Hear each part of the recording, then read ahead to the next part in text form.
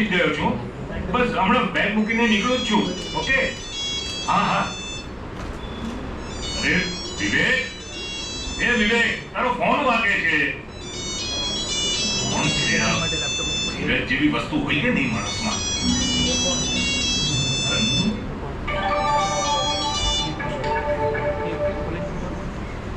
હા હા, બબુ હમણાં નીકળે જ છે. તમે કોણ? જરા પરિચય આપશો? કાપી નાખ્યો. હાલ છે કોણ ઉધારશે આ જનરેશનને? નામ ફેરવી નાખે છે અને કામ પણ ફેરવી નાખે છે. આ ઘરમાં હાજર છે કે મા બાપ સાથે વાત કરવાનો સમય નથી અને અહીંયા છાસ વાળે ફોન કરીને અપડેટ લેવાય છે. બોલો. ઓ લાડ સાહેબ, ક્યાં હે? આમ સચી ધજીને ક્યાં ઉપડ્યા? રખડવા? શું પપ્પા તમે પણ સીઆઈડી ઓફિસરની જેમ ઇન્વેસ્ટિગેશન કરો છો? અરે કોલેજનો સમય થયો હોય તો કોલેજ જ જતો હોવ ને. આ તો ક્યારેક અજાણ્યા ફોન આવે તો ઇન્વેસ્ટિગેશન પણ કરવું પડે ને બબુ. બાબુ એટલે હા, કોણ છે આ? ચાલ આનો પરિચય મળશે મને. એ તો મારી ક્લાસમેટ છે. એમાં શંકા શું કરો છો? ક્લાસમેટ છે એમ? ક્લાસમેટ છે કે સોલમેટ છે? કઈને કંઈક વિશેષ જ કરતી દેવાય છે તમારી, એટલે ખાલી આમ પૂછું છું. આ તો એ તો કોલેજમાં સાથે હોય એટલે કોલ કરીને પૂછે, પણ એ તો જસ્ટ ફ્રેન્ડ છે પપ્પા. જસ્ટ ફ્રેન્ડ છે? જસ્ટ ફ્રેન્ડ છે? પણ આ મેસેજ અને કોલ હિસ્ટ્રી જોતા આ ક્લાસમેટ કરતા કંઈક વિશેષ હોય ને એવું લાગે છે. અને તું આવા ફેલ પતુર કરવા માટે કોલેજ જાય છે? આ તારી કોલેજની ફી કેવી રીતે ભરું છું એ તને ખબર છે?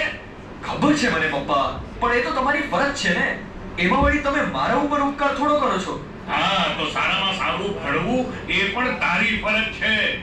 ને અમે તો અમારી ફરજ બજાવીએ છીએ, પણ તમે તમારી ફરજ બજાવવાનું ચૂકી જાઓ છો આવા મોજ શોખ કરવામાં, સમજો ને? અરે પપ્પા, શેના મોજ શોખ કરીએ છીએ? આ બધું શું છે?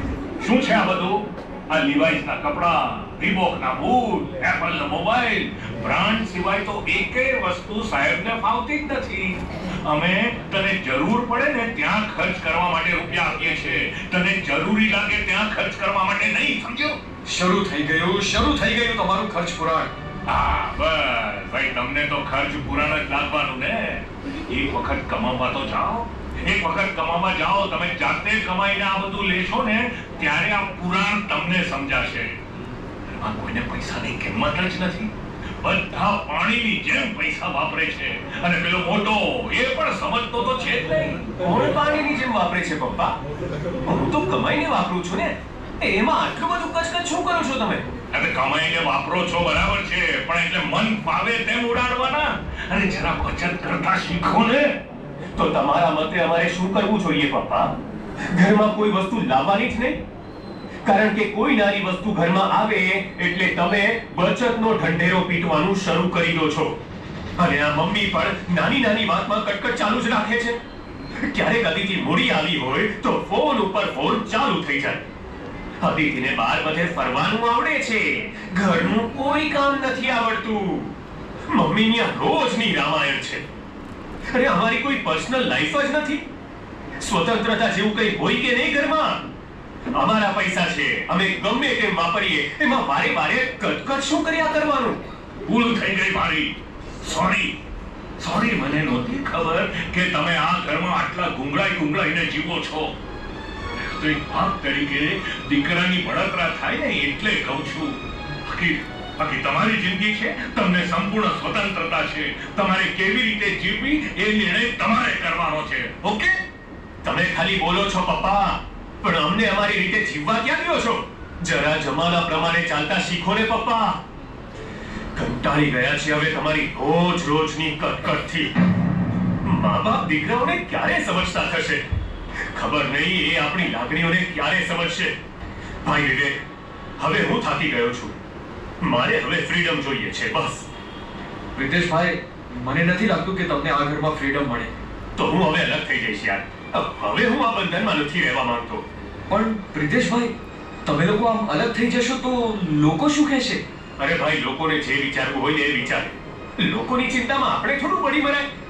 ઓફિસે જાઓ તો બોસની કટકટ, ઘરે આવીએ તો બાપની કટકટ, અને રૂમમાં જઈએ તો બૈરાની કટકટ? હવે સહન શક્તિની પણ કઈ લિમિટ હોય કે નહીં?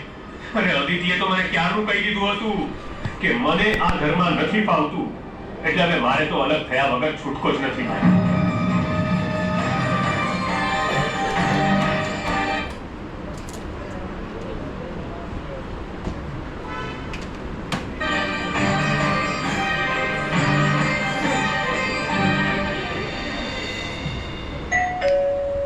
અરે દરવાજો ખુલ્લો જ છે, આવી જાઓ આવી જાઓ.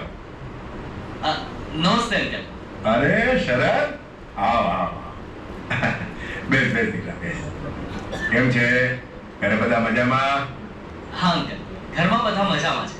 અત્યારે તો મારા લગ્નની તૈયારી ચાલે છે. એમ? શું વાત કરે છે? વાહ ભાઈ વાહ. હા અંકલ, આ લો કંકોત્રી. અંકલ, તમારે બધાએ આવવાનું છે. અરે આ 100% હો. મેં પ્રિતેશને ફોનમાં તો મોકલી જ છે, પણ પછી પપ્પાએ કહ્યું કે તું ઘરે રૂબરૂ જ આપતો આવ. એટલે આપવા આવી ગયો. અરે ભઈલા, આપવા આવ્યો એ તો સારું જ થયું ને. એ બહાને મળાય તો ગયું હે.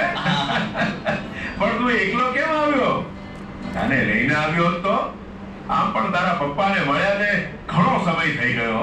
એકચ્યુઅલી તેઓ જ આવવાના હતા, પણ લગ્નની તૈયારી અને પાછું એમને આવવા જવામાં 2 કલાક નીકળી જાય, એટલે પછી હું આવી ગયો. કેમ 2 કલાક? નવા ઘરે રહેવા ગયા કે શું? બાકી તમારું ઘર તો 10 મિનિટના અંતર જ છે. ના અંકલ, હું અને મારી ભાવિ પત્ની અમે બંને જણા તો જૂના ઘરમાં જ રહીશું. એમ? પણ મમ્મી પપ્પાને નવા ફ્લેટ પર અત્યારથી જ રહેવા માટે મોકલી દીધા છે. કેમ નવા ફ્લેટમાં? ઘર નાનું પડતું હતું ને, એટલે. 7 વ્યક્તિ રહી શકે એટલું મોટું ઘર નાનું ક્યાંથી પડવા લાગ્યું શરદ? કારણ કે તમે તો 4 જ વ્યક્તિ છો ને. બેટા, ઘર નાનું પડવા લાગ્યું તું કે પછી મન નાના પડવા લાગ્યા હતા? ના ના અંકલ, એવું કઈ નહોતું. પણ મેં અને પપ્પાએ સાથે મળીને જ અલગ થવાનો નિર્ણય લીધો હતો, અને એમાં પપ્પા પણ ખુશ હતા. શરદ, તેઓ ખુશ છે કે નહીં એ તને તારા પપ્પાએ કહ્યું હતું? ના, પણ તેમના મુખ પર હું એ ખુશી જોઈ શકતો હતો. અરે બેટા, દીકરાથી અલગ રહેવામાં કયા મા-બાપ ખુશ થાય? હે? કેમ? અમે એમને લાઈફ એમની રીતે જીવવા માટે છૂટા મૂકી દીધા છે. એ એમની રીતે જીવે અને અમે અમારી રીતે જીવે. એ પણ ખુશ અને અમે પણ. બેટા, તો તારા જન્મતા જ તારા મમ્મી પપ્પાએ તને કોઈ અનાથ આશ્રમમાં મૂકવાની જરૂર હતી? કેમ અંકલ? અરે ભાઈ, ખુશી માટે. ખુશી? તે જ કહ્યું ને, અલગ રહેવાથી ખુશીમાં વધારો થાય.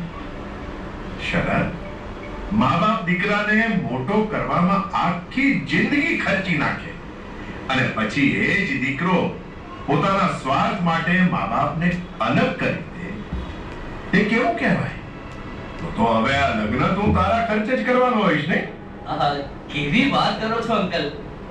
હું આટલો બધો ખર્ચો કેવી રીતે? કેમ? હવે તો તમે અલગ થઈ ગયા ને, એટલે હા હા, પણ દીકરાને પરણાવવાની જવાબદારી તો મા બાપની છે. એ તો એમણે પૂરી કરવાની જ હોય ને. જવાબદારી. આ જ શબ્દ છે જે મા-બાપના સપનાઓને વર્ષોથી પોતાની નીચે દબાવતો આવ્યો છે. મને એ નથી ખબર પડતી કે જ્યારે મા-બાપને તમારી જરૂર છે ત્યારે તમે તેને અલગ કરી દો છો, અને પોતાની વાત આવે ત્યારે એને જવાબદારીનો ટેગ આપી દો છો. શરદ, તું મને એમ કહે કે તારા માતા પિતા પ્રત્યેની તારી જવાબદારીનું શું? અંકલ, એમાં એવું છે ને કે એક મિનિટ અંકલ, 1 મિનિટ. હેલો, હા હું નીકળું જ છું, 5 મિનિટમાં. સોરી અંકલ, મારે જવું પડશે, પણ લગ્નમાં તમારે બધાએ આવવાનું છે. ભૂલતા નહીં અંકલ. હા હા ભઈલા, આવી જશું. અમારી તો જવાબદારી ખરી ને. જવાબદારી યાર. આજકાલની પેઢીઓને શું થયું છે હજી જ નથી સમજાતું. અરે કાકા, આ કંકોત્રી કોની છે? પ્રિતેશના મિત્ર હમણાં જ આપવા આવ્યો. હા બોલો બોલો કિશોરભાઈ. હા હા, તમે ફ્લેટની ચાવી લઈ રાખો, અમે થોડી વારમાં આવીને જોઈ જશું. ના ના, હું અને અદિતિ બંને સાથે જ જોવા આવીશું. એટલે શું છે, એક ધક્કે ફાઇનલ થઈ જાય ને. હા હા હા, મળીએ કિશોરભાઈ. હા ઓકે. ફ્લેટ? કોના માટે ફ્લેટ જોવા જાય છે? કાકા, જવા દો ને. જો તું વાત ના બદલ અને જે હોય તે બોલ. એકચ્યુઅલી કાકા મમ્મી પપ્પાને કારણે ભાઈ અને ભાભીએ અલગ થવાનો નિર્ણય લીધો છે. શું અલગ થવાનો નિર્ણય? આ ઘરમાં તને એવી રીતે શું તકલીફ પડી ગઈ કે તે અલગ થવાનો નિર્ણય લીધો છે? કાકા સાચું કહું ને તો આ ઘરમાં તકલીફ સિવાય બીજું કાંઈ જ નથી. બસ આખો દિવસ કટકટ જ કર્યા કરવાનું. આપણી ભૂલ હોય કે ન હોય એમનું ભાષણ ચાલુ જ થઈ જાય. બસ આટલી અવધી વાતમાં અલગ થવાનો નિર્ણય લઈ લેવાનો. હવે પ્રિતેશ, જો તું વિચાર, તારે ઓફિસમાં બોસનું નથી સાંભળવું પડતું? કાકા એ તો સાંભળવું જ પડે ને. તો પછી તમારાથી કોઈ ભૂલ થઈ જાય તો આપણી ભૂલ સુધારવા મા બાપ બે શબ્દો કહે એમાં શું મોટી તકલીફ પડી જાય છે? કાકા બે શબ્દો કહે તો ક્યાં કોઈ પ્રશ્ન જ છે? આ તો આખું ભાગવત ભરાઈ જાય એટલું ભાષણ આપી દે છે. પણ એ ભાષણ છે તો તમારા સારા માટે જ ને. અરે પણ કાકા માપમાં હોય તો સારું લાગે ને, પણ વાતે વાતે સંભળાવે એ થોડું ગમે. હવે ગયા મહિનાની વાત કરું. હવે હું રીલ્સ બનાવવા માટે સેલ્ફી સ્ટિક અને બીજી 2-3 વસ્તુ લાવ્યો હતો. તે દર વખતે એમનો એક જ સવાલ કે આની શું જરૂર છે? તમે ખોટા ખર્ચા કરો છો. હવે જરૂર હોય તો જ લીધી હોય ને, એમાં વાતે વાતે શંકા શું કરવાની? અરે કાકા 2 દિવસ પહેલાની જ વાત કરું. આ આદિતિ એની કોઈ ફ્રેન્ડ સાથે શોપિંગ કરવા ગઈ હતી. તો ત્યારે એક ડ્રેસ એને ગમી ગયો તો એ લઈ આવી. મમ્મીને ખબર પડતા જ ઘરમાં તો મહાભારત શરૂ થઈ ગયું. અત્યારે ડ્રેસની શું જરૂર છે, બચત કરતા શીખો ને. આમ વાતે વાતે એનું ખર્ચ પુરાણ અને બચતનું ગણિત શરૂ થઈ જાય છે. હવે એટલી તો ખબર પડે ને કાકા, અમે નાના થોડા છીએ. તમારી વાત સાચી છે, પણ આ વાતમાં તારા મમ્મી પપ્પા પણ ખોટા નથી. તેમને કપડાનો પ્રશ્ન નથી, તેમને એ પ્રશ્ન છે કે કબાટ ભરાય એટલા નવા કપડાં હોવા છતાં અત્યારે બીજા કપડાં લાવવાની શું જરૂર છે? ને અત્યારે તો રોજ નવી નવી ફેશન આવતી જાય છે. ફેશન ઓલ્ડ થયા પછી કપડાં નવા હોવા છતાં તમે થોડા પહેરવાના છો એ કપડાં. આને તો ખોટા ખર્ચા જ કહેવાય ને બેટા. પણ કાકા આદિતિ ઓફરમાં ડ્રેસ લાવેલી હતી, એમાં પણ એને પૈસાની બચત તો કરી જ ને. હા કાકા, મેં પણ ઓનલાઈન સારું એવું ડિસ્કાઉન્ટ હતું એટલે લીધું હતું. અરે પણ દીકરા, આપણા કામનો હોય કે ન હોય, ડિસ્કાઉન્ટ જોઈને લઈ લઈએ. પછી ભલે ને ગમે એટલું સસ્તું હોય, પણ ખરીદ્યા પછી આપણે ખરેખર વાપરીએ નહીં તો વેસ્ટેજ જ કહેવાય ને બેટા. ને આ ઓફર તો તમારી જેવા જુવાનિયાઓ